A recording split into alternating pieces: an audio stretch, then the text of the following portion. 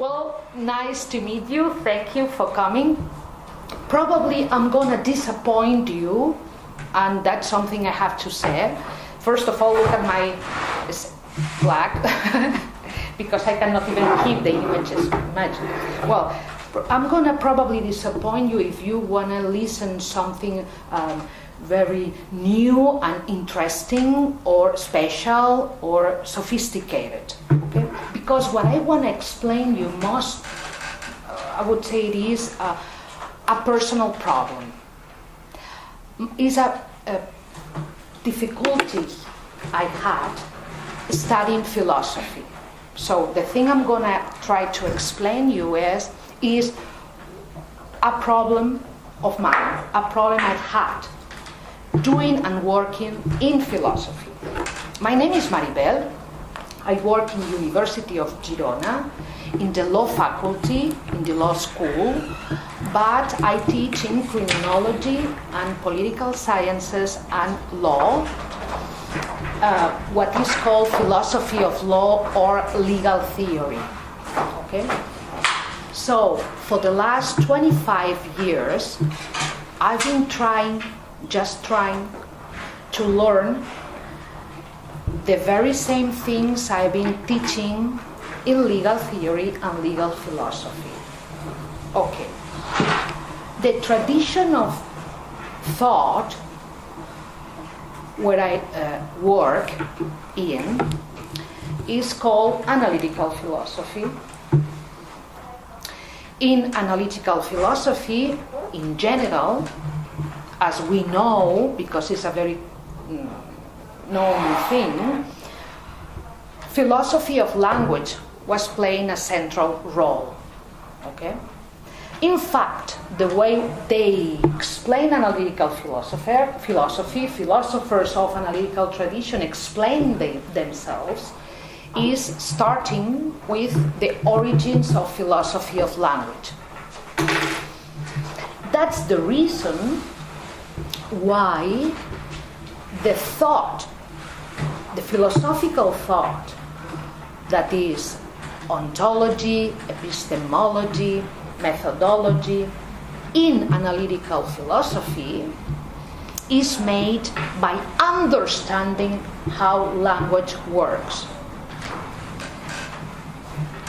In that tradition, where I was starting to study legal philosophy and legal theory, we learn how language works. Okay, following who or following what is not easy to say. It seems that following a group of philosophers and ideas located at the beginning of the 20th century. Of course, this group of philosophers is known for everyone: Frege, Russell, Wittgenstein, Strawson, Austin. Doesn't matter if you don't know the names, it's not important. What is important is that a group of thinkers about how language works were giving their own opinions about it and building a sort of philosophy of language that has many, many differences among them, but also many similarities. The group of similarities is quite easy to understand, because the group of similarities all those philosophers have is group of philosophers has, or group of philosophers have. Has, because group is singular. Thank you. The similarities are so easy to understand that we learn in school when we are kids. Okay? This seems to be the core of our own understanding about language. It seems that language has expressions, words, sentences that we think are just marks, sounds, very simplistic features that conventionally are linked to something that we can call concepts, meanings, ideas. And then we use those word sentences to express those thoughts, concepts and meanings, but to talk about reality. So it seems that we have always, whatever is the source of the philosophy of language we are going to use, a triangle. And in this triangle, this is not what I want to explain, but it's important to understand that triangle. You have here whatever you want to call things, okay? You have here, let's say, words, and you have here, let's say, ideas, okay? And here you can use many other pieces that are of the same nature, okay? Symbols, signs, okay? Sentences, words. Language is a set of words with connections, for sure, okay? They are a system, okay? This is Saussure, for example, okay? Well, here are words, just words. Language is a system of words, okay? Here we have whatever there is in reality, from mountains, people, tables, TV shows, whatever you think reality is, but especially is non-linguistical, is something outside language that we talk about it. And here there is this special part that is not easy to talk about it because according to each theory, concepts and meanings are very different things. Okay? But the important part is the relationship of these three elements. So it seems that we can have a word or a sentence having different meanings or expressing different ideas or expressing different propositions.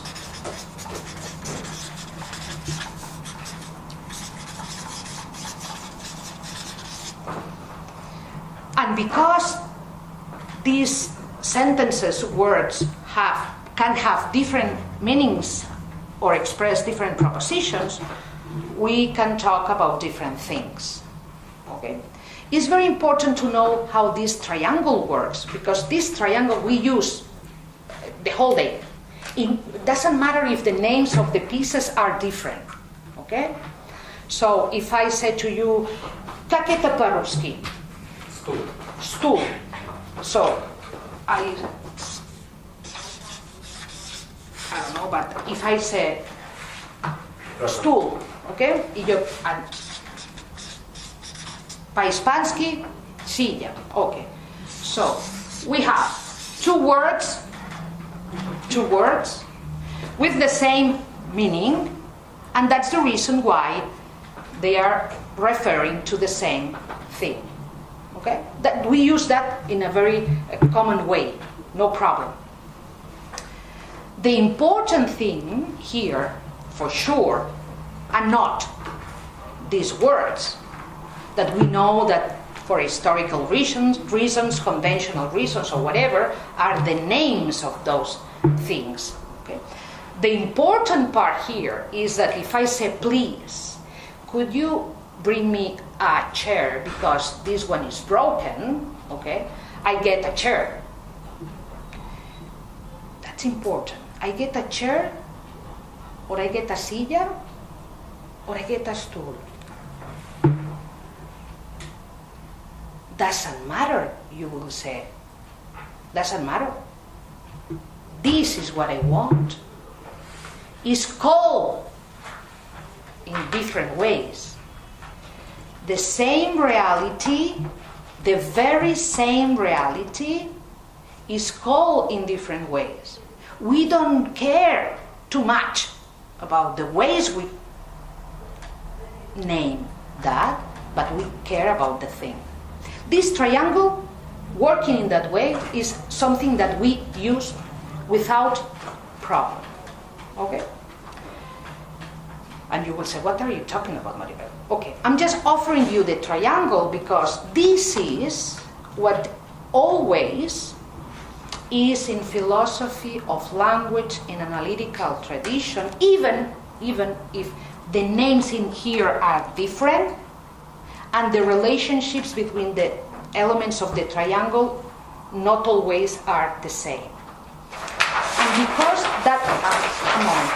because that was the function of the triangle, what happened when we don't have just words, but when we have something that, here we have the chair, okay, as a thing, or a table.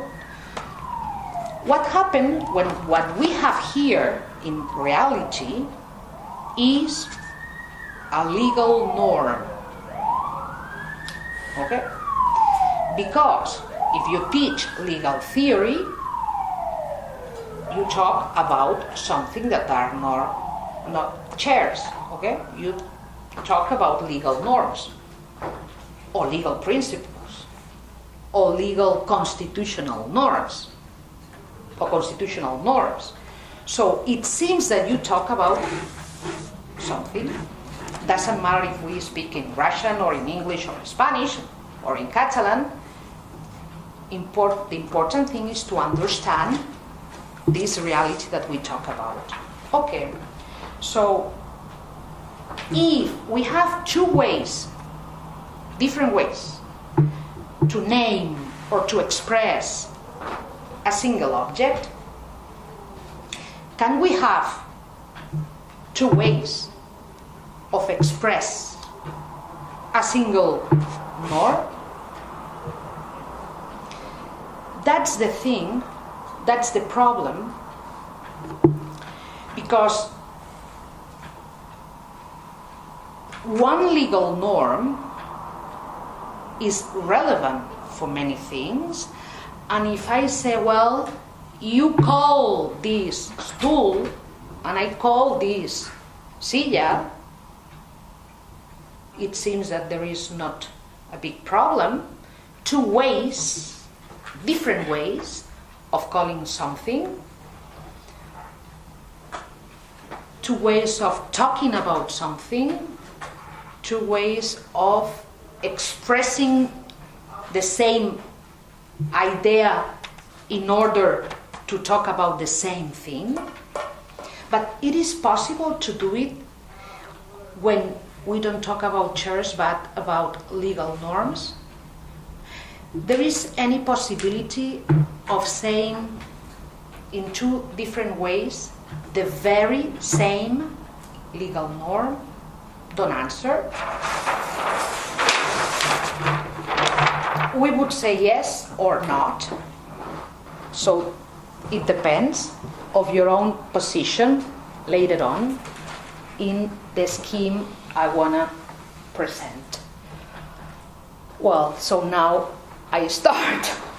Sorry about that, but it was important to know the triangle of meaning. Otherwise, doesn't make any sense to offer this distinction.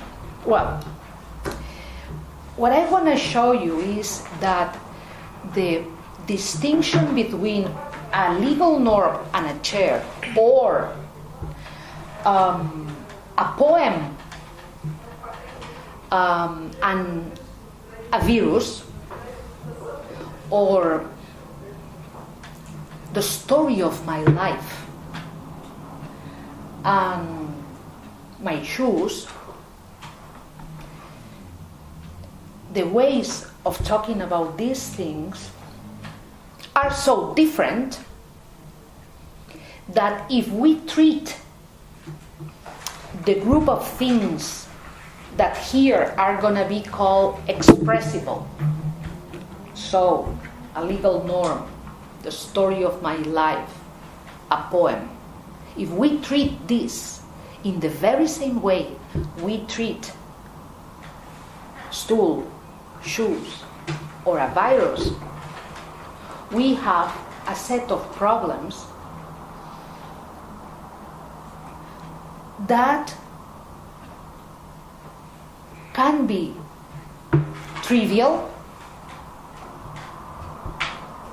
It depends the way we introduce them, but also we have problems of understanding that goes deep into our position in the world. What I did was to build something as simple as a classification, okay? So in here I'm going to present a classification. What I do classify, well, I don't want to classify reality or language or meanings.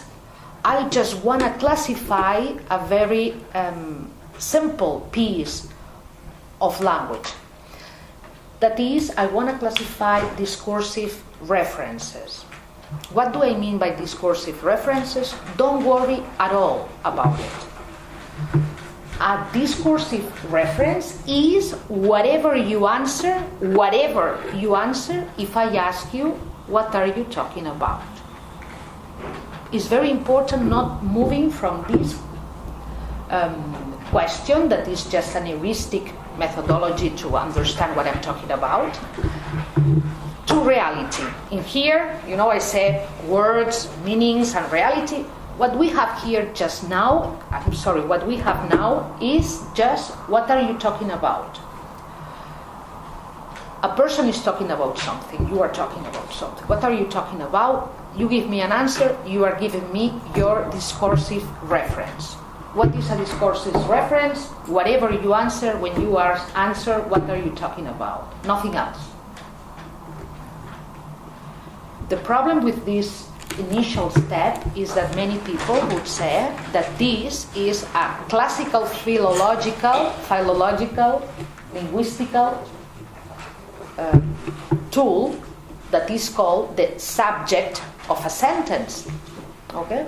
So I don't want you to think about the subject of a sentence, because this is a category of linguistics. I wanted you just to think about the answer you will give to someone that says to you, what are you talking about? Not, what are you saying about what you are talking? Okay? You are talking about your mother, and you are saying, my mother is very tired now, is working hard. So you are talking about your mother. Okay? Not what are you saying about your mother, you are saying that she is tired.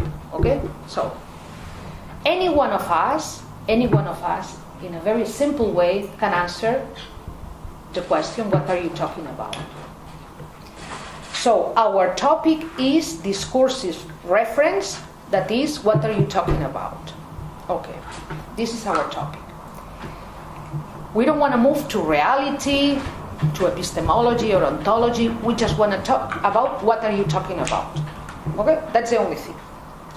The classification I do present here, I introduce here, is a classification that says that whatever you are talking about, doesn't matter what are you talking about, can be expressible or non-expressible. Let's go to a very simple thing that is expressible. If you are talking about an idea, you are talking about something expressible. If you are talking about a legal norm, you are talking about something expressible. If you are talking about a story, you are talking about something expressible. Okay.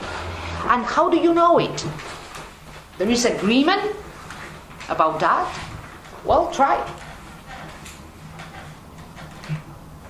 There is agreement about it because to be expressible is a definitional or constitutive feature of ideas, propositions, stories, poems, norms, principles. Okay? Theories. If you say, no, Maribel, I know a theory that is not expressible. I know a norm that is not expressible. I know an idea that is not expressible. You are lying.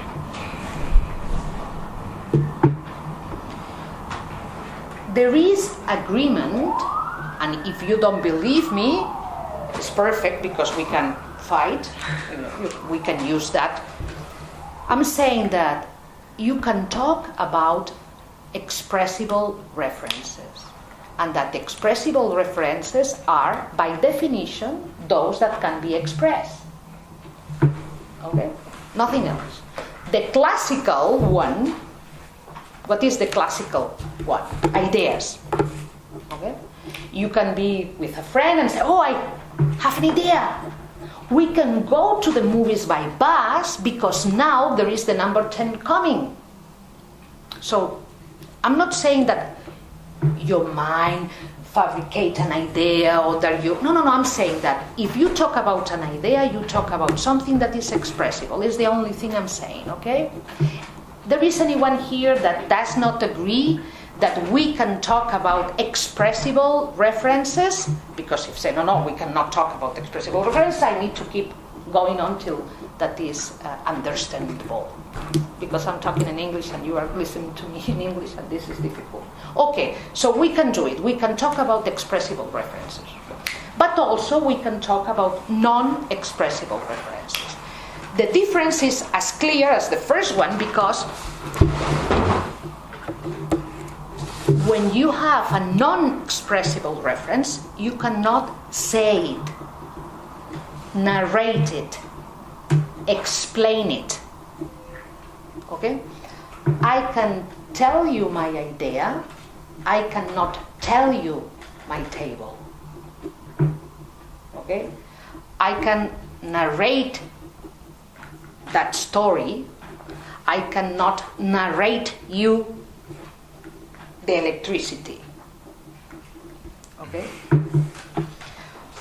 Things that can be expressed, okay, and things, and I don't want to use the word thing because that moves into reality too quickly, okay? So if you are able to understand the difference, we talk about non-expressible things, okay, also, non-expressible reference also. Once we have the difference, what do we know? Well, we know that the behavior of these two types of reference is very different. That the things we can say about some non-expressible references, we cannot say it about the expressible ones. For example, the first question I give you before, when I say we can have an object, I can talk about the chair. Yes, I've been talking about that chair. I've been talking about that chair today, okay? So I was talking about that chair, but the things we say is that chair can have 2 names, or 3 names, or 4 names. That we can call that chair, again, that chair, that's interesting. That chair, or that stool, or that silla, that thing, I need to point to in different ways. But can I express the story of my life in different ways? Can I express, narrate, explain the story? I'm saying the story because it's one of the expressible references in 2 different ways. Can I do it in 3 different ways, in 4 different ways, and being referring to the very same thing?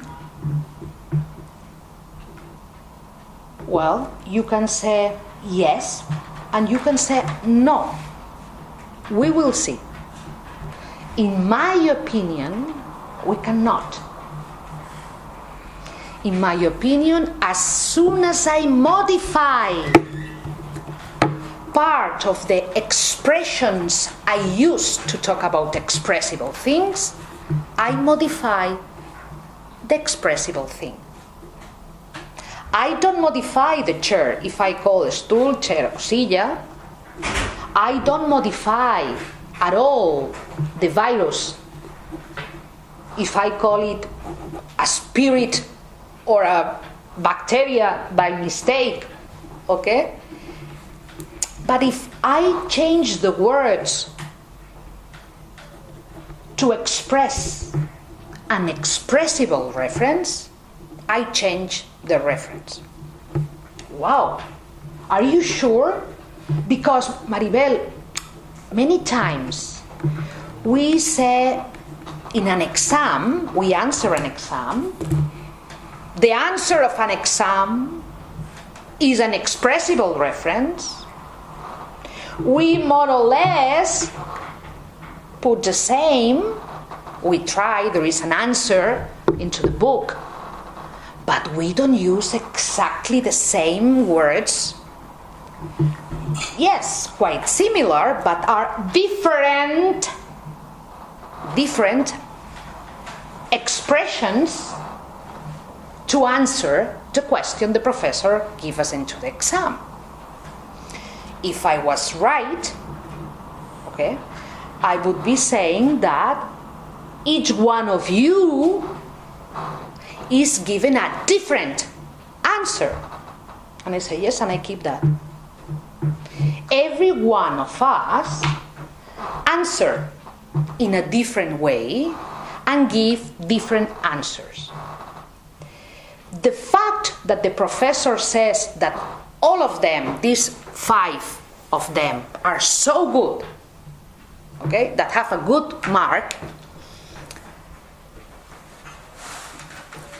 and because is the right answer, takes someone, in that case the professor, saying that these differences in the answers are not relevant. Again, I'm saying that when we have an expressible reference, the modifications into the expressions we use to talk about it changes the reference we are talking about. If that's the case, I'm advocating for literal objects. Yes, I'm doing it. Because each change is a different expressible reference. The identity of an expressible reference comes with the expression we use. The identity of the chair is not coming with the expressions we use to talk to or to refer to. Okay? So once we have the distinction, the first thing I have to say is that the behavior of expressible references is very different than the behavior of non-expressible references. The second thing is that there is another part of the classification that was the character of the reference, expressible and non-expressible. And the other one is if that reference is actualized or not. What do I mean by actualized or not? Well, actualized and non-actualized is here for a scale in time and in space. Okay? And that's the important thing. Non-expressible and actualized. What do we have here? For example, an artifact as our chair, a substance as water. Okay? What else? What else do we have here in non-expressible things that we talk? By the way, we talk about it, okay? I mean, you need someone talking about it.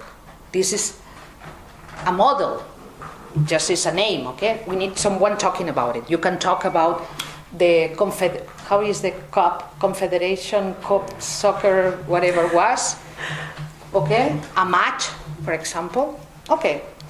And here you have ideas, norms, stories, okay. To be actualized is important. It depends of the scale. So if we are talking about today in this room,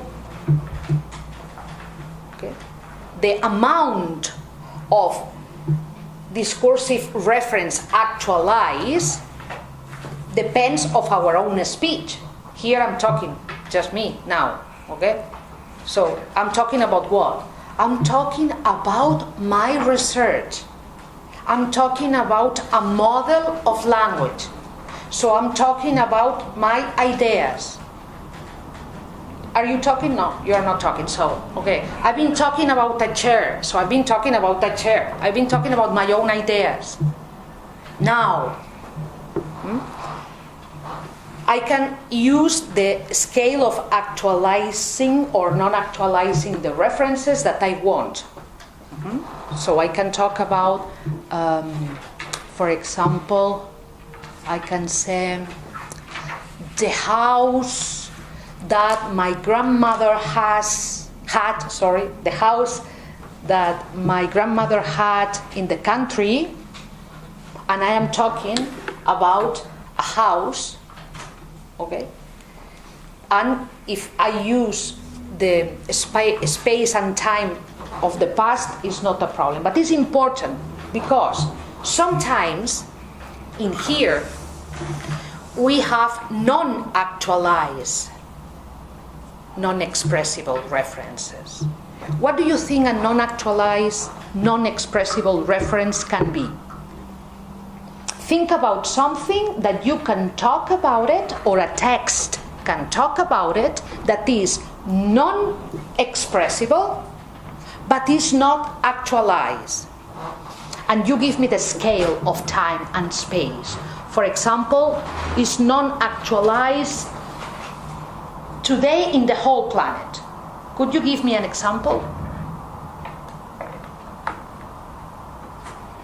Here goes artifacts, substances. Dinosaurs. Dinosaur, yeah. Again, sorry? Dinosaur. Dinosaurios, perfecto. Sorry, perfect. Okay, it's important because that shows, I was thinking about the future, but doesn't matter.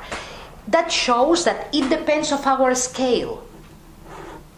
If we are talking about the history of the Earth, okay, dinosaurs are here.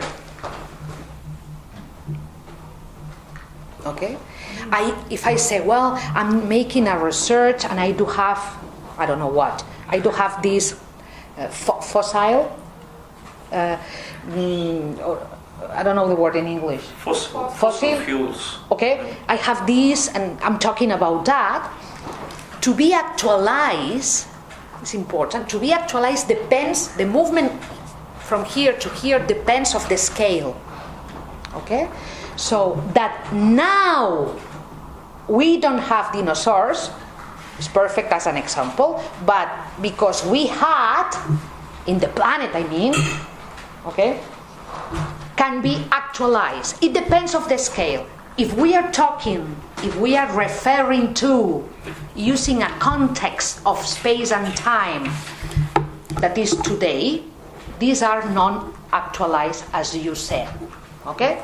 But I can use a scale that is bigger than that. In space and in time, okay?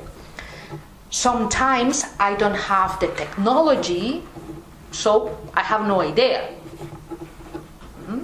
For the past, to investigate, etc. But the example is very good. And can you think about something that is non-expressible and is non-actualized because does not exist yet? Dragons.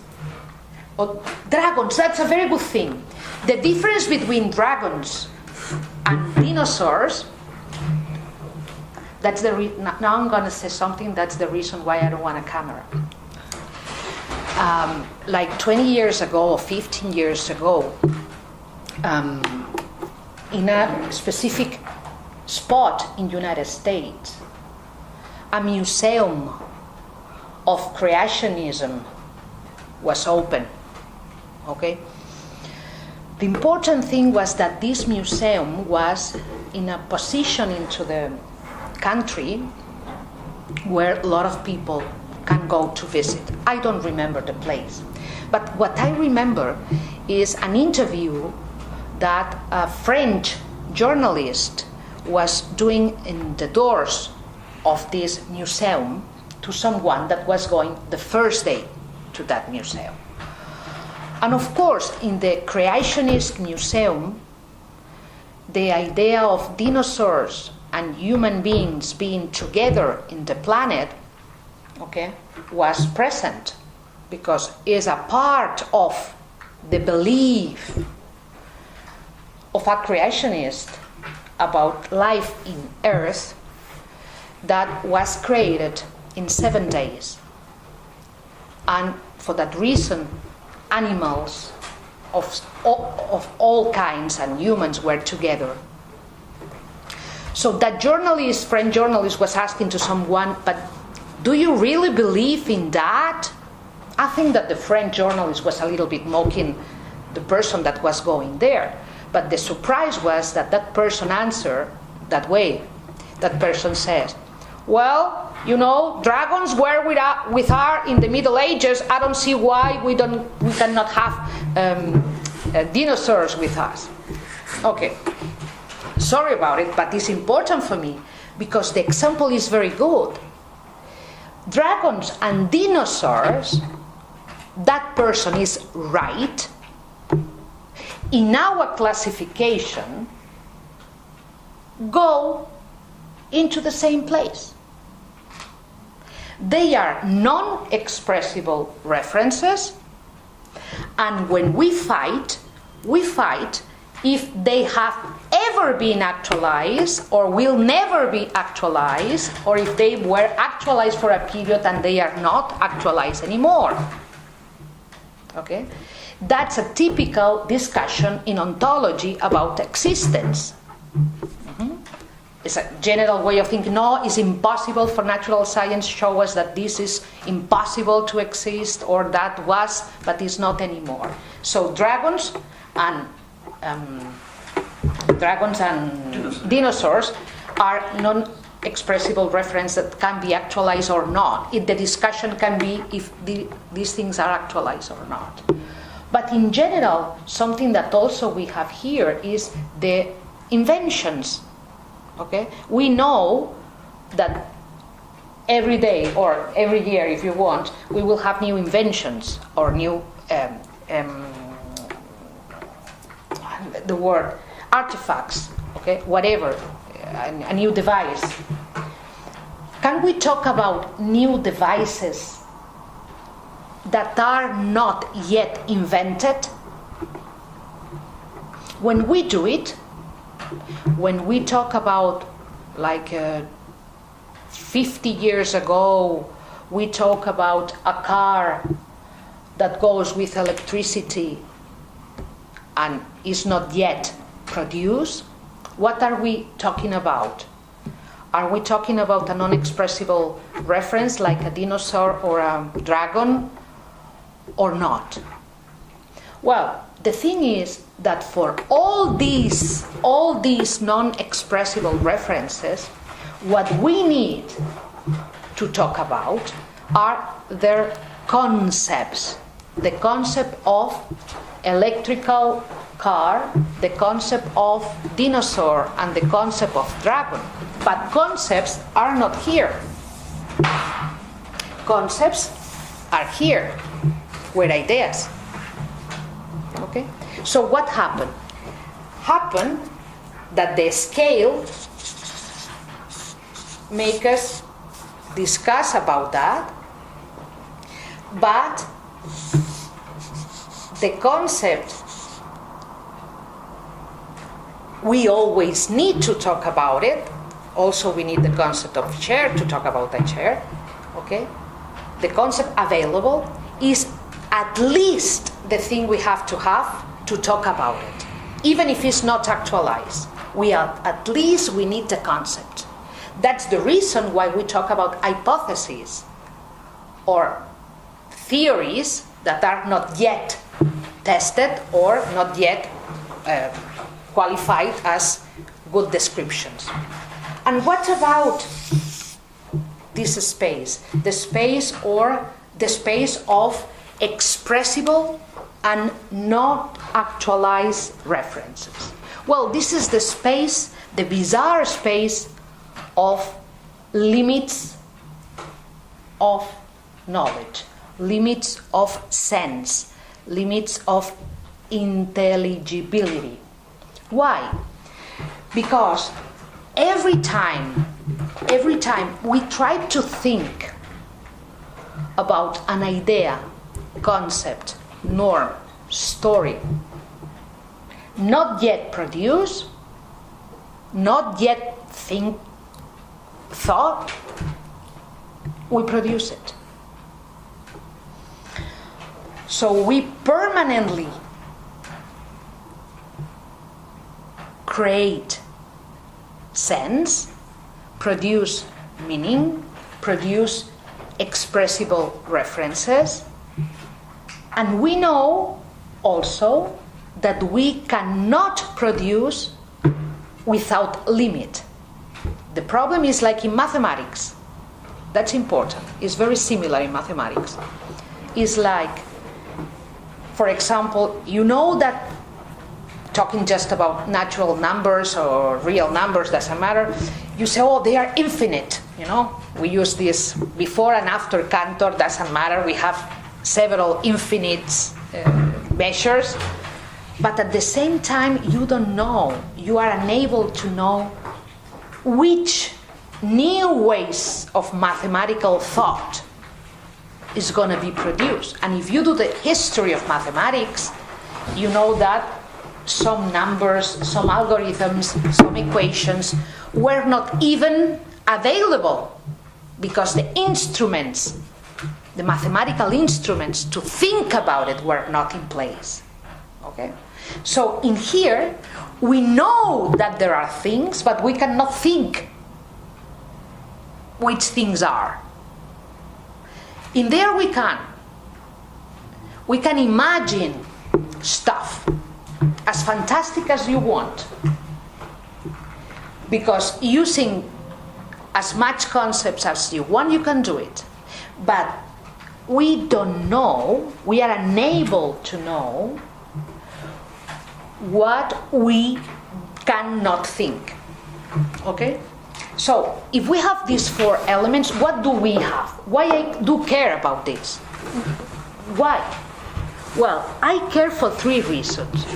The first reason is that, in my opinion, these four boxes are quite often mixed. We ask to expressible reference to behave like non-expressible ones. That's the first mistake. When we have a fight, a political fight, a legal fight, a moral fight, we treat our disagreement in the very same way. We use two possibilities, or in the very same way we treat a discussion about the symptoms of an illness. For example, if two doctors, one says, yes, you have this problem in your liver, and the other one says no, it seems that at least at the level of the medical knowledge of a moment, one of them is wrong, because the chair is there, the body is there, and two people are disagreeing about the non-expressible thing. But when we have an expressible thing, this behavior is so different that if we keep each other discussing about who is right, because who is the one that knows better how that thing is, well, we treat expressible things or expressible references as non-expressible. The second element that I think is very important to two types of reference in a so different way is because the only possibility of saying that these two stories of my life, or these two answers of the exam, or these two ways of saying something are the very same way, is to commit ourselves saying yes or not. I see that as the very same story, or I see that as two different stories, and this is a personal commitment and is a commitment of responsibility. Okay? If we treat expressible references as non-expressible, we try to treat thought as if it was physics. And if we treat thought as physics, then we are not responsible for thought, for meaning, for logos, as I believe, we are. Of course, if any one of you is a naturalistic philosopher or someone that doesn't want to be a dualistic, because that seems to be a duality of realities, I need to say, well, no, I don't want to go out of language before. First of all, these references are the topic of our speech. The topic of our speech is something, and ontology is a different thing. But if you, as I say, you are naturalistic philosophers, you are materialistic philosophers, physicalistic philosophers, people that cares about science as the last word about reality, or the better word about reality, I don't have any problem if you try to explain psychologically, neuroscientifically, or physically how it is that human beings are able to express themselves. What I don't agree is that you are going to be able to reduce the expressible references to matter, energy, fields, or any physical particle, whatever it is. So the three important things then are disagreement, identity of meaning, identity of reference, and explanation. Naturalistic explanation has the limit of logos, the limit of meaning, the limit of expression. Of course, all these is accepted, philosophically accepted. It's not a question complicated to accept. But I think that we need to move into these four pieces each time we deal with disagreement and we deal with identity of expressible meanings. Thank you.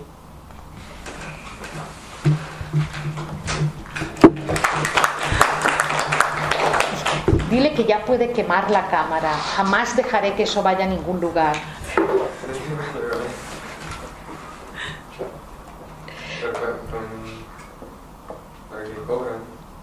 ¿Le cobran la cámara? No, sorry, it was a joke. I will kill you if you use that film. No, because I prefer to answer questions, to do a seminar, not a speech. I was so uncomfortable giving a speech. But, I prefer questions or the problems. This is stop. And can we make a discuss with camera? No? Okay, I'm gonna... Okay, I don't wanna... Okay. I need questions, and that you don't agree, and I prefer you don't agree is the only way. Tell me again, your name is Ivan? Yes. Okay. If I will talk about triangle, yeah, it is expressible or non-expressible? The perfect question. that's the question about in philosophy of language. Following an American linguistic pragmatic thinker, they talk about type and token. Okay, type and token, and Plato also will be talking about the idea of triangle and triangles. Okay, and this other guy, Pierce, was talking about types of words and tokens of words. A token in this vocabulary is a case, okay? A case of triangle. Like my triangle here, you know, supposed to be, what is the triangle? Okay. And a case of triangle means here a non-expressible thing, because it's something that, you know, this is put here. Okay? So it's a concrete, it's a draw, specific, it's here in this room, in this paper, it's now here. That's a specific object, draw. Okay, that's a token. But to be a triangle, what's to be a triangle as a predicate? Well, to be a triangle, and you know that, because if I ask you what a triangle is, you will say is a espérate, dime cómo se dice polígono. A three, tell me the word in English. Lados. I don't know now. Three sides polygon, okay? In a surface, plate surface, or something like that. What are you giving to someone when you say that? A definition. So you are given the concept of triangle. The concept of triangle is expressible. The definition may be different. Yes, but if you give me... It always be triangle. Very important. The concept of triangle, do you agree with me that is expressible? The concept, yes. Okay. The tokens of triangle, it seems to be draws, whatever they are, if they are, because this is another problem for physics, okay? But you say that there are many definitions of triangle, and because I say that when something is expressible, okay, when something is expressible, if I change the expression, I change the identity. Of what? I change the identity of the definition of triangle. Is the definition of triangle, doesn't matter now the language, okay? Three sides, polygon, okay? In a plate surface. Tell me in English, please. Is my okay? So surface. Okay. Again, do you think that there are many other definitions of triangle? So maybe what about? No, but I need his that if he agrees or not. I understand him, I think so. Maybe if we draw triangle, it's one definition, and if we say about three dots and they haven't position on the one line, it's another math definition. But is it about the same idea? Because if we draw triangle, we don't know its definition in math, and we don't know something about this concept. Okay, again. If you give a definition of triangle, okay, and then you say, no, I have another definition of triangle, okay, the question is, you say another definition of triangle. It's very important. Another definition. Okay, so we have two definitions. Okay? When I say, are you talking about what? I'm talking about a definition. Okay, you have one or two definitions? No, I have two definitions. I'm talking about a definition, and you are talking about another definition. Okay, another definition of triangle.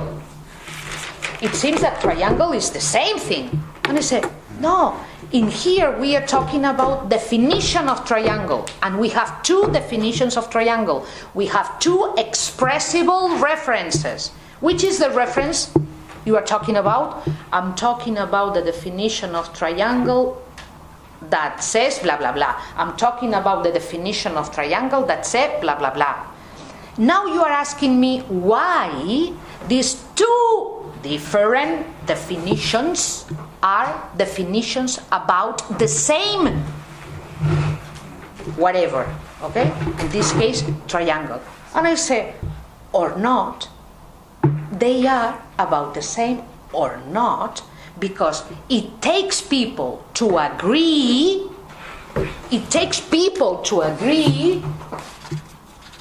that this and this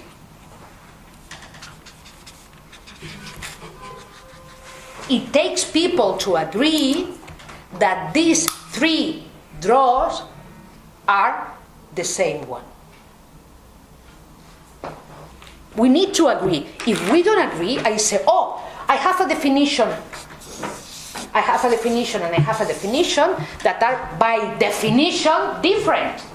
But if they are about the same thing, and I say, well, the differences is like the clear case for me, because the question is spectacular. I love the question. It's about this.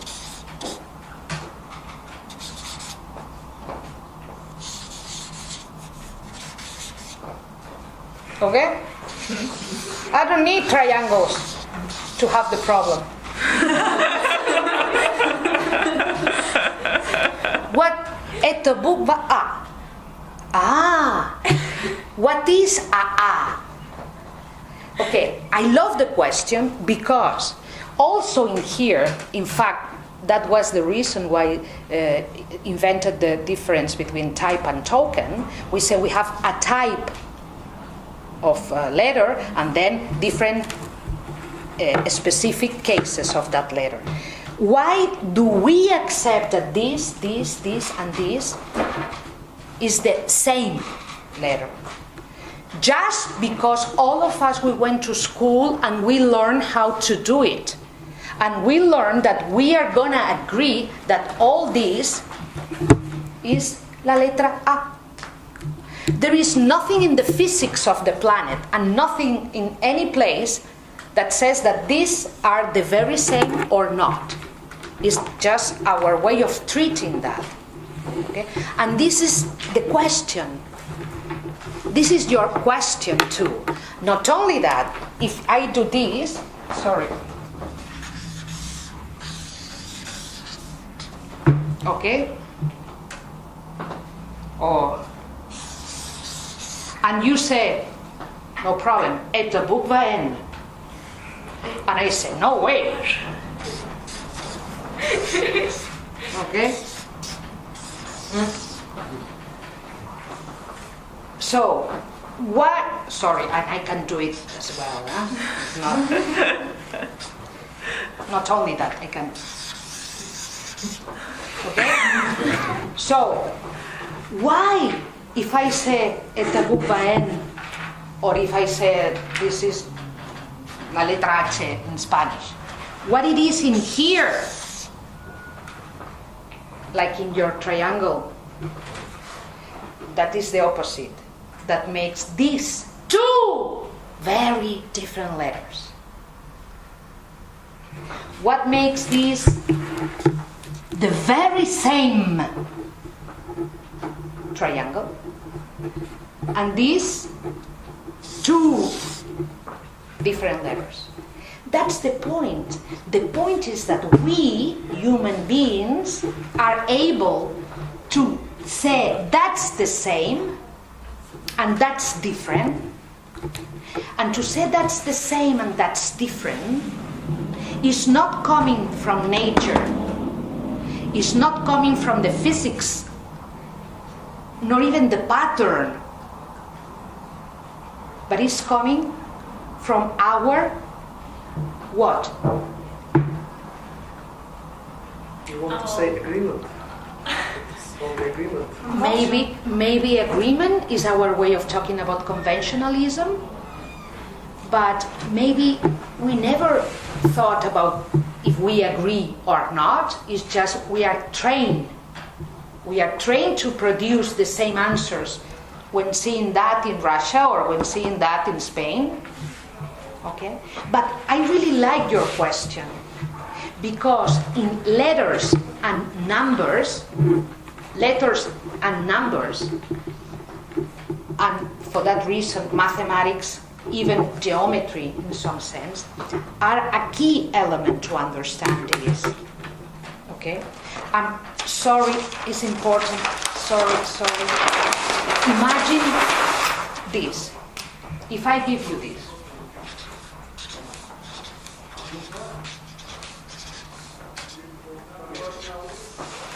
Okay? 1, 1, 2, 3, 5, 8, 13.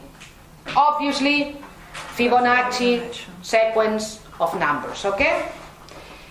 But imagine that I don't have this, I've never been trained to do this, but I am able to do this.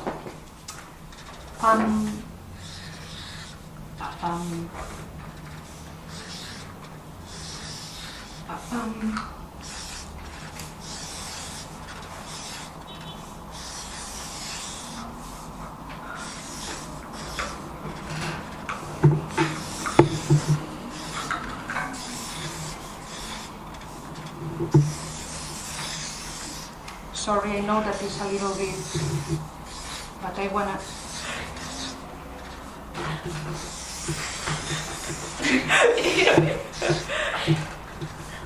Is it biology?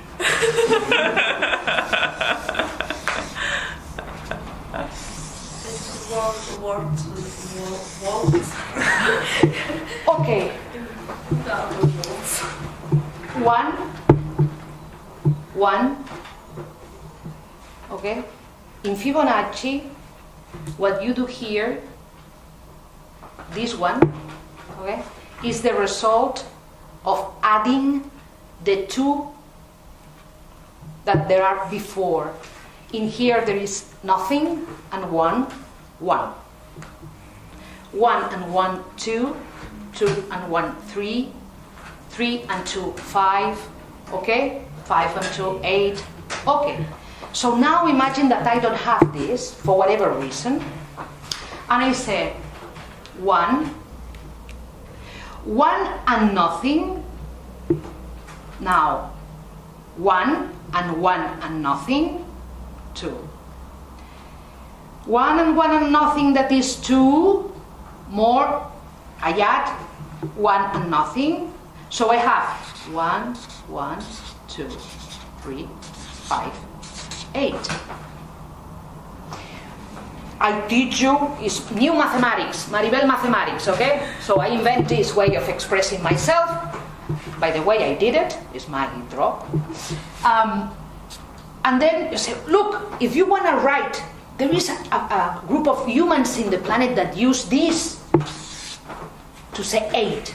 And I don't like this. When I want to say 8, I do this. It's fantastic. Because look at this. It's so clear. 1, 2, 3, 4, 5, 6, 7, 8, But not only that, this number in here doesn't give me any information. My number 8 gives me a lot of information. First of all, says to me that this is coming from adding these two things. And not only that, this gives me a lot of information. It says to me that it's coming from adding these other two. And this is giving me more information. So, my number 8, when I use it to present the Fibonacci sequence, is much more informative than yours.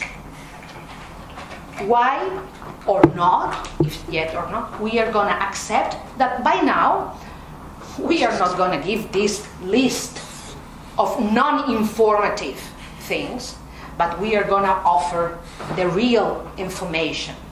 and you discover something, that the number that goes here is impossible, but will be giving us so much information. Do you agree that this and this are the same? You can say, no, I don't. And I will say in a conference like today, yes, this. There are no metaphysical reasons, no ontological reasons, no psychological reasons, yes, and pragmatical reasons maybe. But it seems that philosophy cares about ontological reasons and metaphysical reasons. And I will say that this is much more informative, so we have epistemological reasons to adopt this way.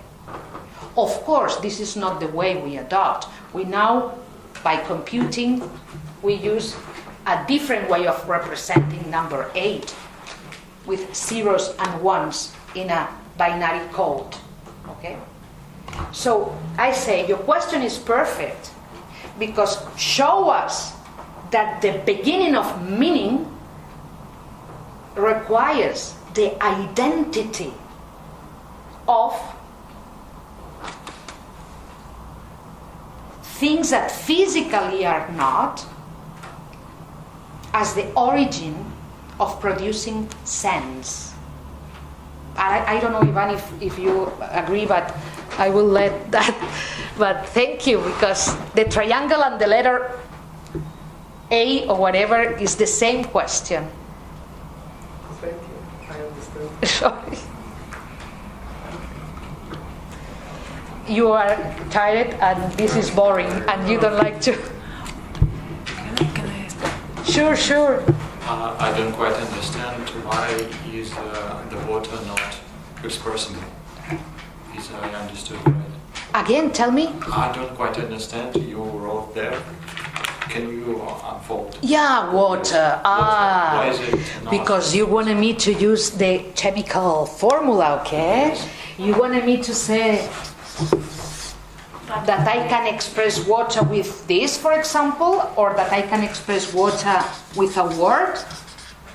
That I don't know even if I'm writing the word correctly, but doesn't matter. Correct. Okay, you say that if I can name something, I can express that something.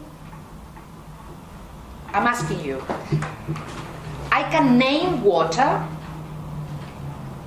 I can tell you, please give me some water. Okay? And you will, or no, I do have, thank you, by the way.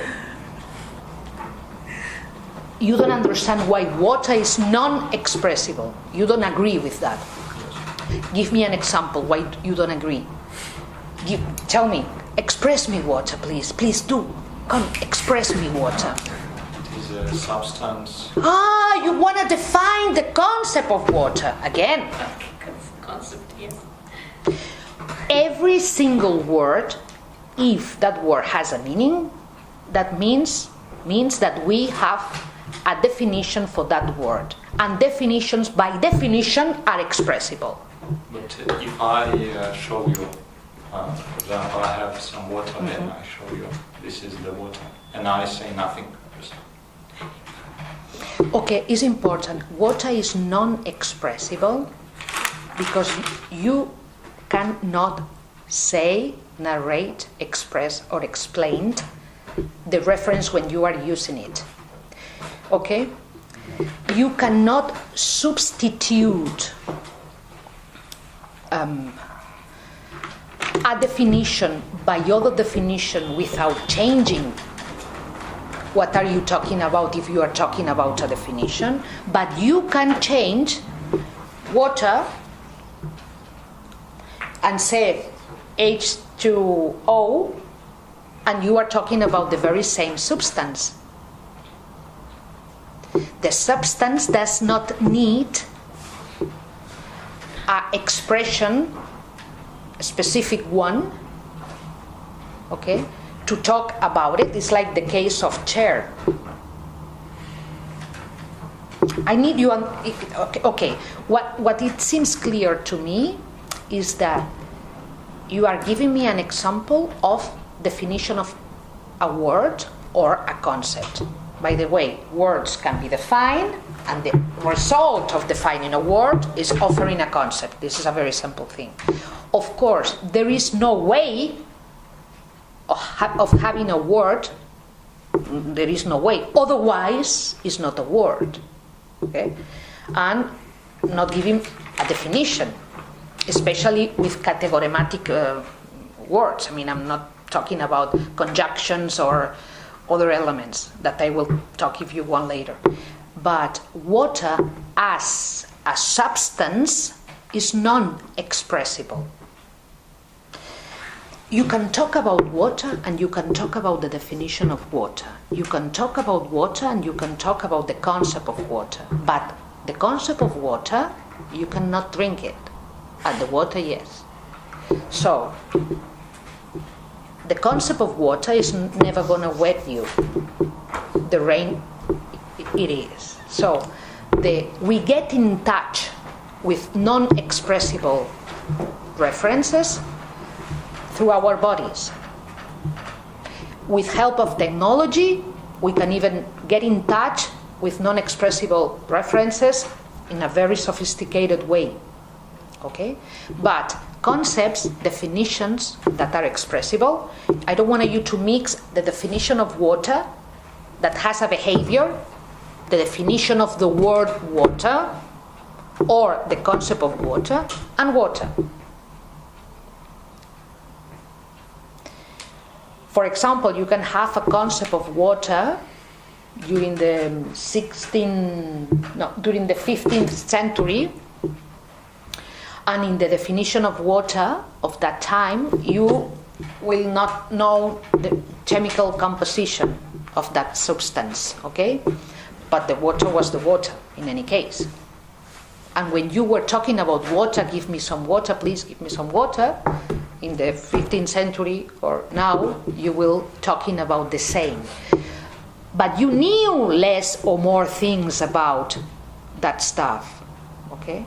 Do you understand why water is non-expressible? So what about if I drink it and say that it's cold?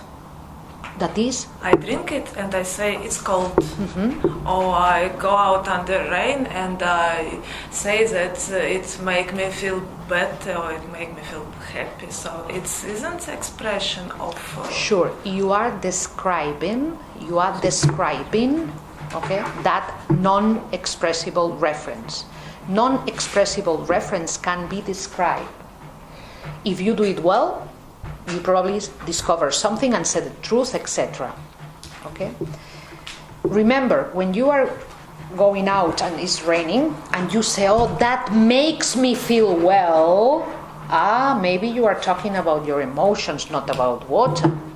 So, okay?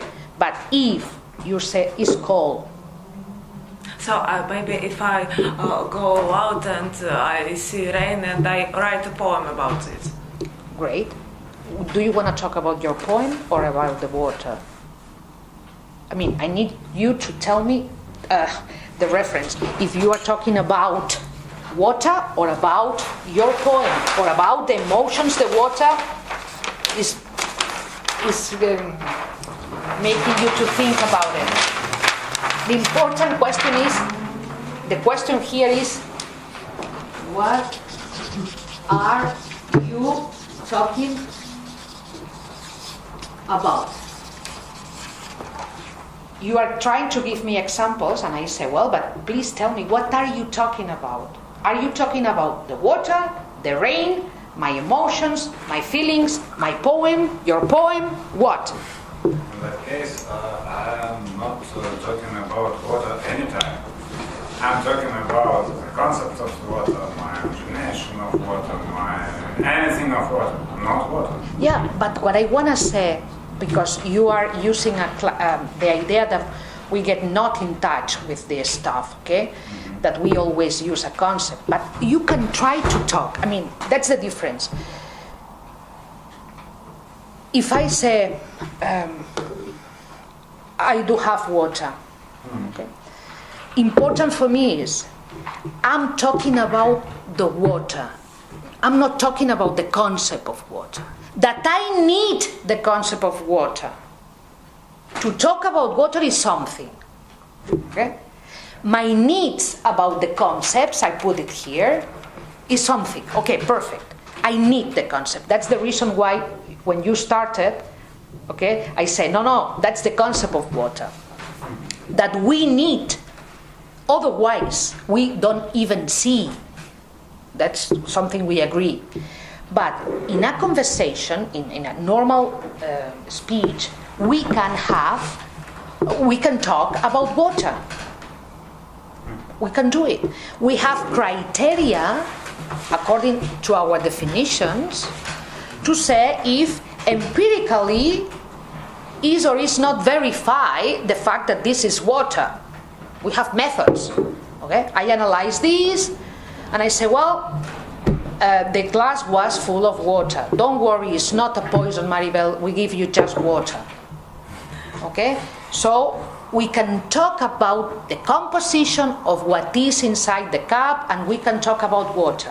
We can do it because we have concepts. That's something different. But I want to make the big distinction that when we refer to concepts, or we refer to stuff.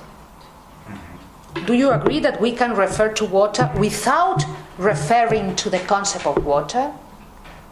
Yeah. Okay. Like Descartes wrote, yes, the substance is very self-independent. Excuse me, because I couldn't follow you. It's The not a... substance is very self-independent, so it's don't need any expression like the substance of Descartes. Okay. The use of independent of. Okay. I agree with you. We can use the idea of being language independent, mind independent, belief independent, to talk about the non-expressible references. But it depends on the scale. For example, with substances, okay, it seems that it's easy, but it depends of the level of our scale. It's not as easy as you think, because, for example, what happens with artifacts? A car. Because a car is not a substance in the classical way of thinking, you need people thinking about a car, having a concept, producing an artifact. So the mechanical around the artifact needs always a lot of theory, design, mathematics, okay, a lot of expressible things to produce that artifact. And the artifact is non-expressible. A telephone. Yes, the code as a substance is also non-expressible. Okay, since ever, what is known as the ontological problem or the ontological solution or whatever you want to call it is again, that's like the case of the triangle. It's extremely interesting.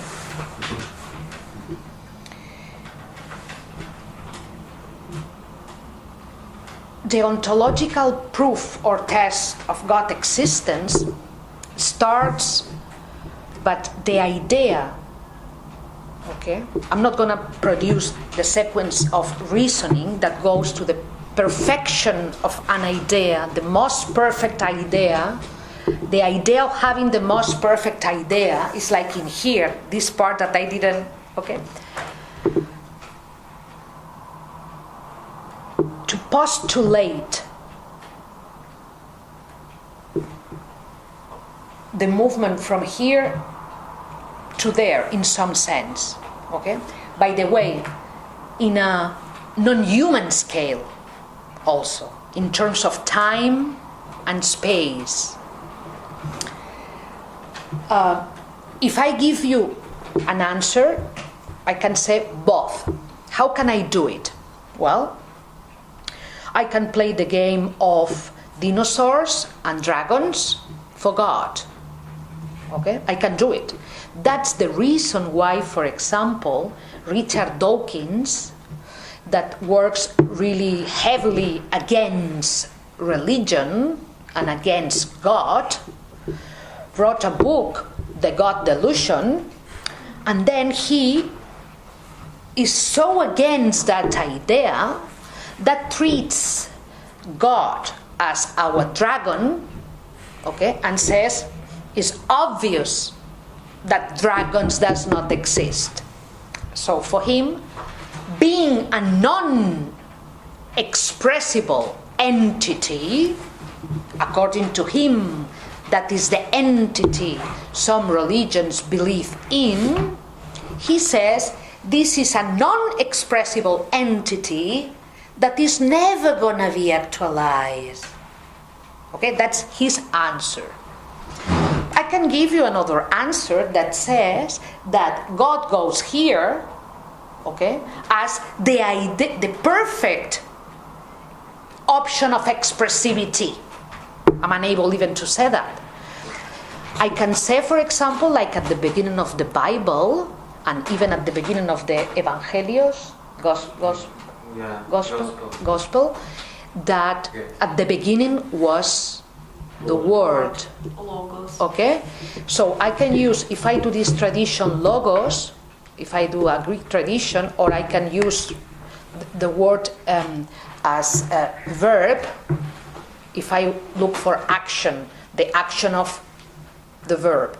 So imagine, I can say that is so expressible that is in fact the source of expressivity that we human beings share because Son of God. So if you treat the discourse about God as a discourse about a non-expressible reference, you have this empty space for a strong atheist with reasons. That's the reason why he called a non-expressible reference that does not exist, like a dragon. Okay? And if you use the idea of beginning of thinking, beginning of word, beginning of thought, beginning of order as logos, you can, no problem at all, put it in here as and you say non-actualized in which sense? In the sense of that the whole time and space doesn't make any sense in that perfection of logos, as you say. We can use logos. So my answer to that is that I've been my life, for example, I will say, looking about how to give an answer also to that question. For many, many years, I put God in here. One day someone gave me 6 books to read, okay, was a nun. I want to be a nun.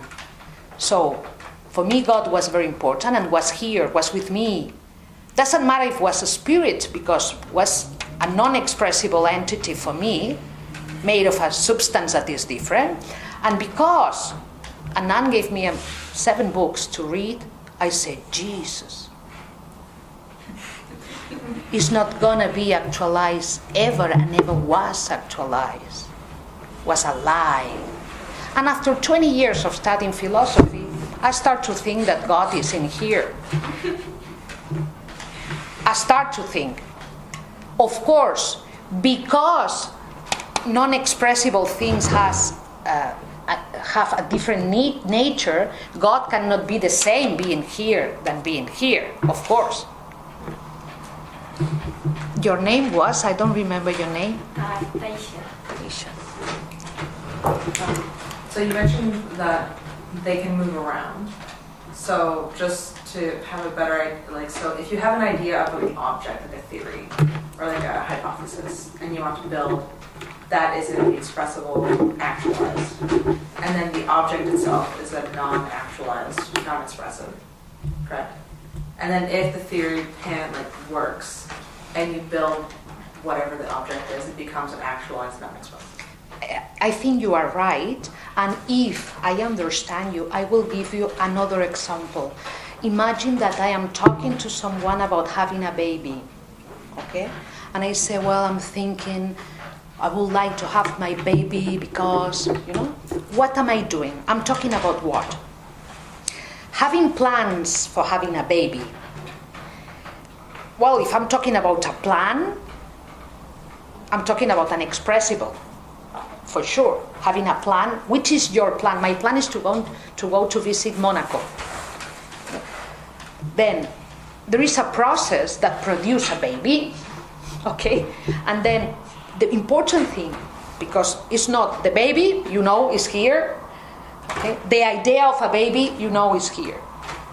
The important thing is, what about my talk about a baby that is not yet conceived? Let's see conceived, because once it's conceived, I'm not gonna want to have the problem of talking about the beginning of life and all that. Okay, so I'm talking about my son that is not even conceived now. Okay, I would say that the only place we are is here. What's the problem? The problem is that when I say I would like that when I would have my baby, I would like him to visit St. Petersburg. Okay? Well, I'm talking about the visit of a person to a place. Because I have all this vocabulary to produce that. As you say, I have all this media to produce my theory. But the important or the difficult thing for me is not when the thing is created, the artifact, the machine, or the baby, nor when we think about it as an expressible thing. The interesting point for me is to talk about a baby that is not yet conceived, or to talk about my grandmother that is not going to be, for sure, anymore in here. Because many theories would say that to talk about my grandmother and to talk about my son not yet conceived is just to talk about ideas in the very same way as to talk about a definition. I'm not sure. I would like to put all these things here because what makes sense to say about it is not the very same things that make sense to say about it. It makes sense to talk about my grandmother in a very different way than to talk about the idea I keep in my memory about my grandmother. When I talk about my grandmother, I can be talking about specific things, and when I talk about my own idea or the idea I share with my brother about my grandmother, we are talking about a different thing. And we know the difference. We know the difference. We know the difference about talking about an idea of something and that something.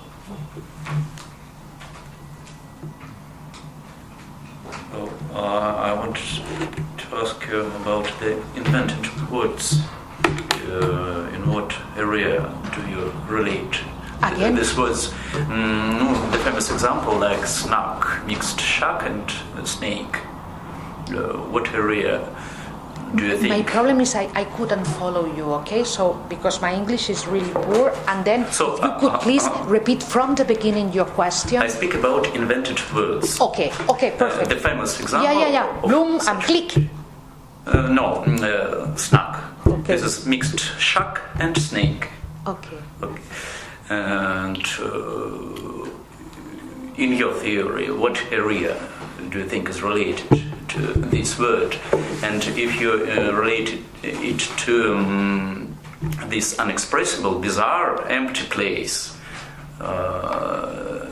then this place, is it a place of sense or is it a place of nonsense? And what is the constituting role of this empty place in our getting sense? I understand the question. I don't know if I can give you an answer, but I understand the question. Okay, the first part about the invented word. We go again, even if you don't want me to do it, but I go again to the Bukva N and H, ¿vale? Why I go again to that place? Because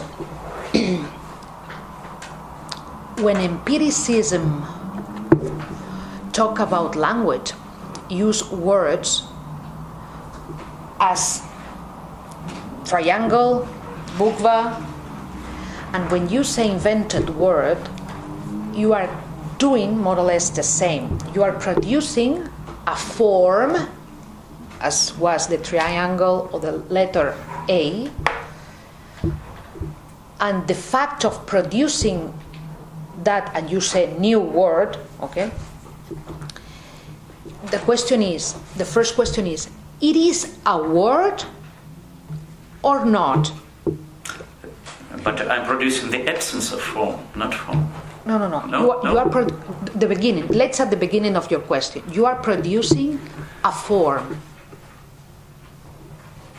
Are you producing it? For example, Carol Lewis writing the poem, how do you say in English, the Jelly Bat? Do you know the poem? I know that in Spanish, not in... Okay, Alice in the... Alice in Wonderland. Okay. Again? Alice in Wonderland? Yeah, the poem inside this book that was invented, words invented by Carol, okay? Yes, I understand. When he starts that poem, he uses invented words. Are you using an invented word in the same sense or not? It's important for me that you say, I invent a word, or we invent a word. The fact of saying that we are inventing a word is that we are just saying it is a word. I use it in such sense that it really doesn't exist, and it really doesn't make any sense, this word.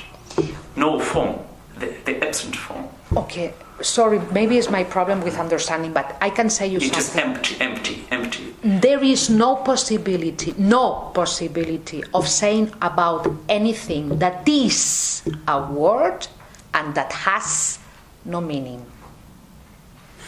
Yes. There is no possibility of saying this, whatever is the thing you point to, is a word, and then say, but has no meaning. Chibi chibi chup choo. If has meaning, I can put a meaning, I can give a meaning, I can offer a meaning, I can define, can be a word. Okay? For example, I can produce now the word blim bloom.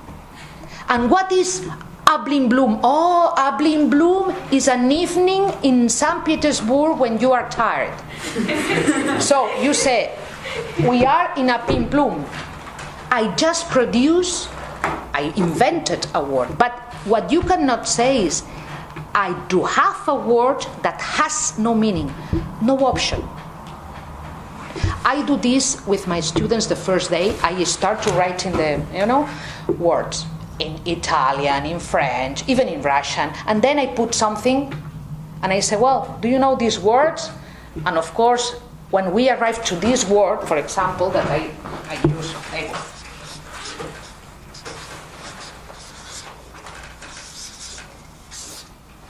and they say, no, we don't know this language and we don't know this word. And I say, well, this is not a word. So your first question is, when I invent a word that is empty, that's the thing.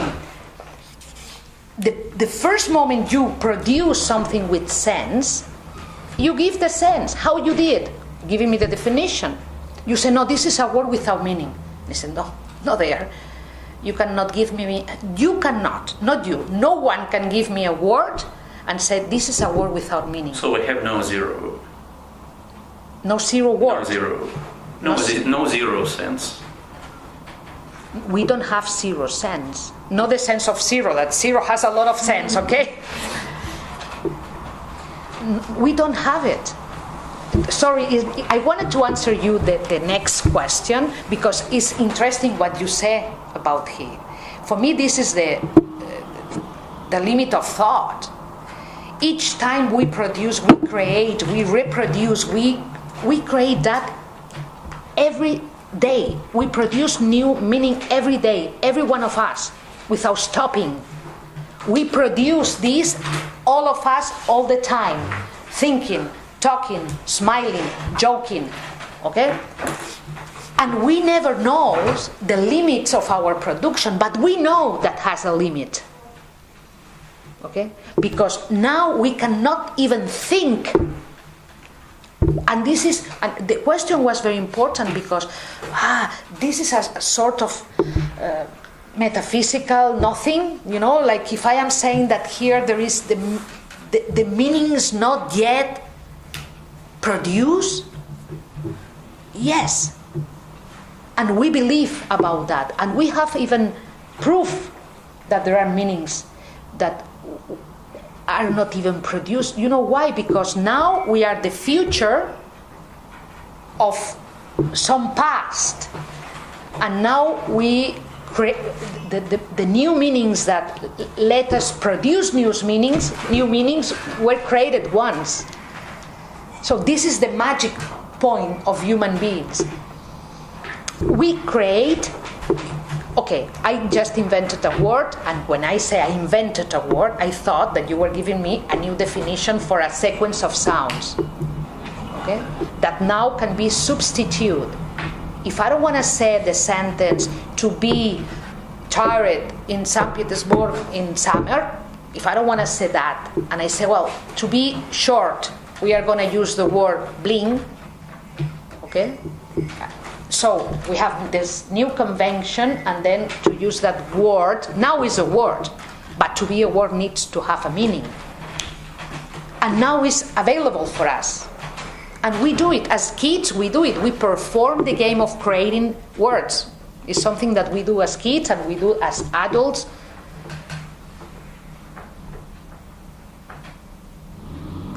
Okay. Yeah, sorry. When you said about expressible things, you said about words. But what about some other things like intonation, like gests? Does it matter? Yeah. Sí. First of all, I would like to apologize for the English, because it's difficult for me to express these things.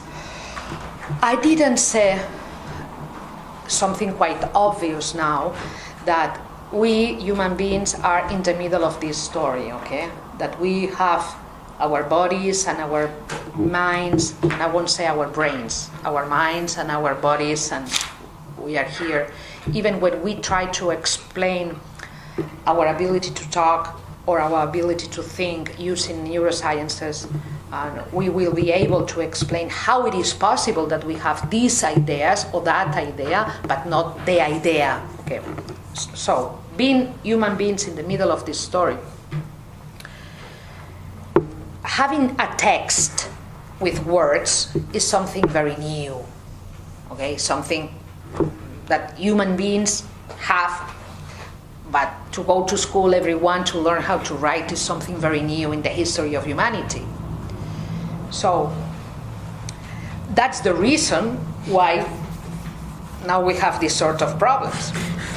But think, as you said, that we don't use words in that sense. We just, are born and communicate, learn a language, etc. Of course, intonation, movements of the body, corporal or body expression, I don't know how to say that, integrate, and that's obvious for us as human beings, integrate the expression. Okay? If that integrates an expression, and I'm using as an example many times, for sure, intonation and body expression integrates the expression. So, as I said, please, could you repeat the question? Or if I say, could you repeat now the question?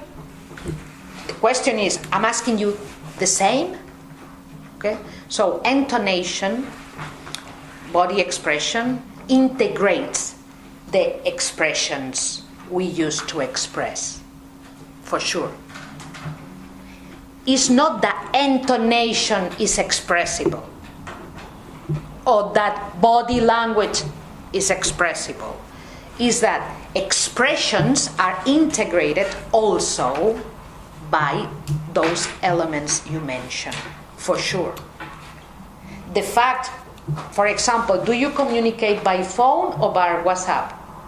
Well, as you at this point you know, I hate communicate by WhatsApp because my ability to express myself using other, body language, etc., and intonation goes out in these systems. And even if we have emoticons and I don't know how many things you can use, probably you don't express because you don't use the very same expressions.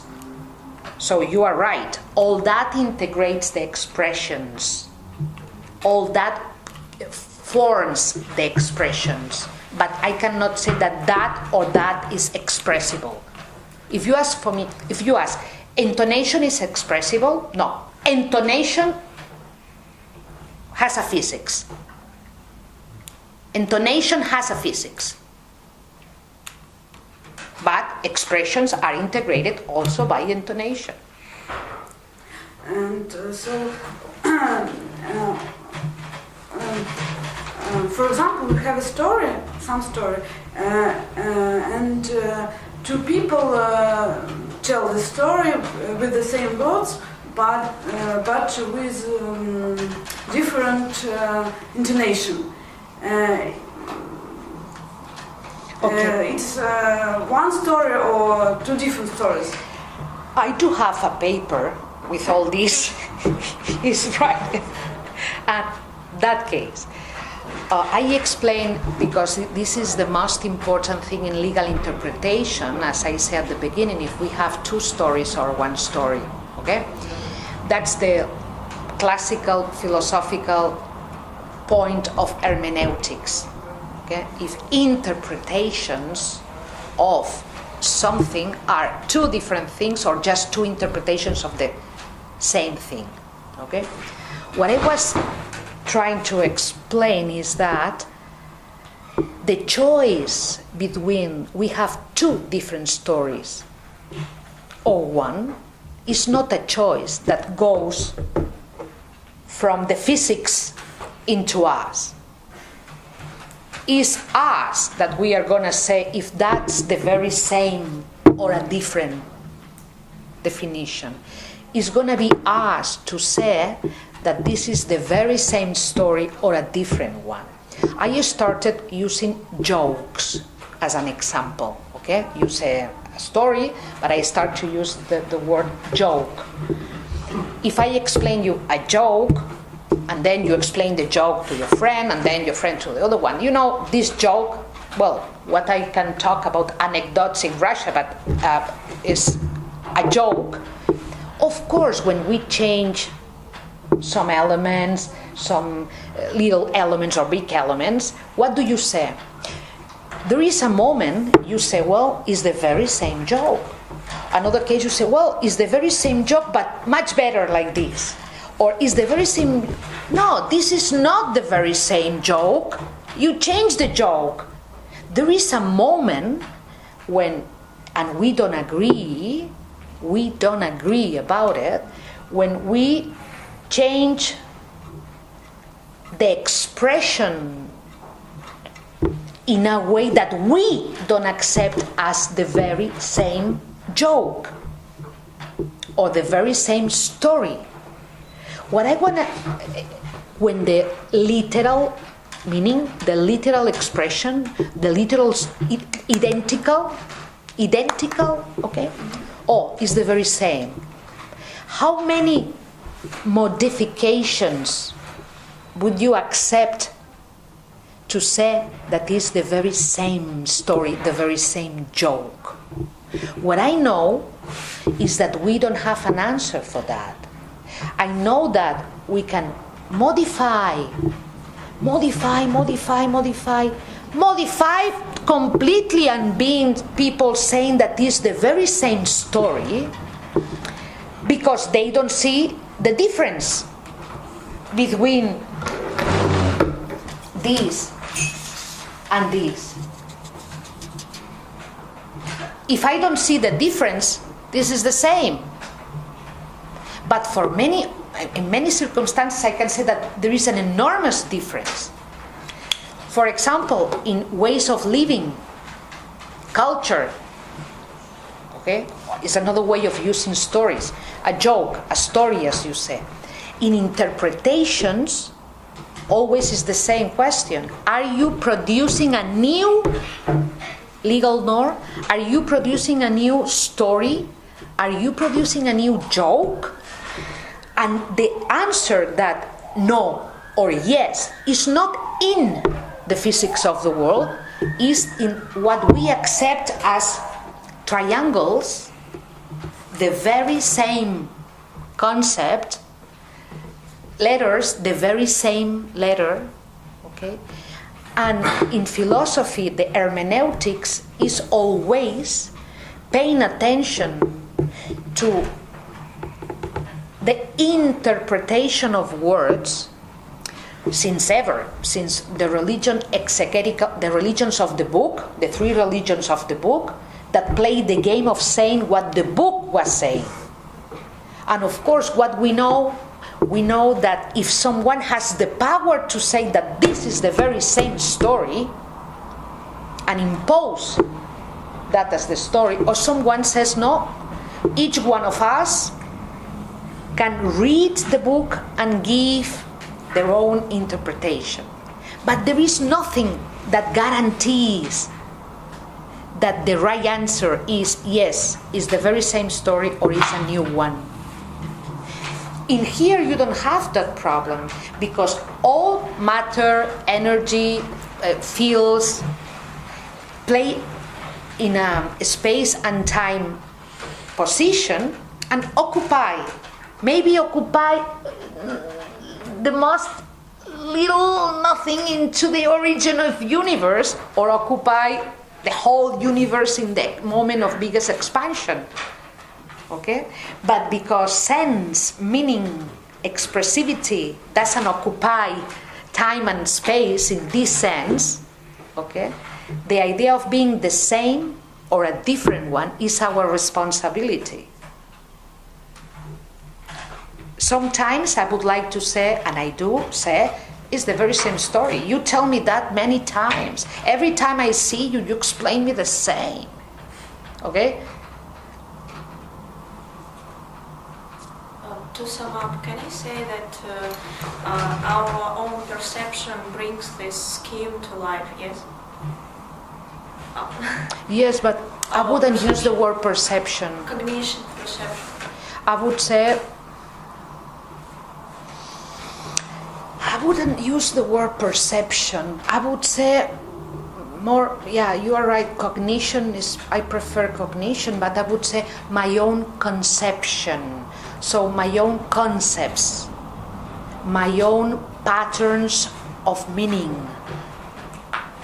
My own meanings give me my meanings. That would say, seems circular, you know, but I would say that from the meanings I do have, the meanings I do see, not from my perception, I will get some.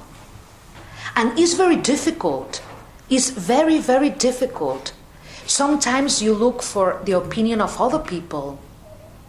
Okay? You look for someone saying to you if this is the very same idea. For example, if you are accused to plagiarism, making an exam or a book, and I say you copy, and this is a crime or something. Well, what do we do to say if you have been copying? We check these two documents and we find that it's exactly the same words. But sometimes we don't need exactly the same words to say that you have been copied this. I have this year a student that paid to one business to produce a document for an exam, okay? And that business is very good because that business never used the same words that were online. For example, 3 sentences with this word changed by this word and this word by this word. So that student was sure I couldn't find in internet that, but was, copied. So, yes, just our meanings are gonna give us our meanings. Meaning and life are the same. Just life produce life. And just meaning produce meaning. Representation.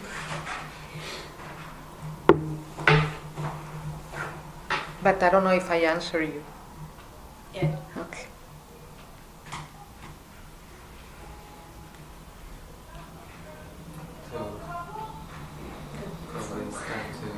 Por favor.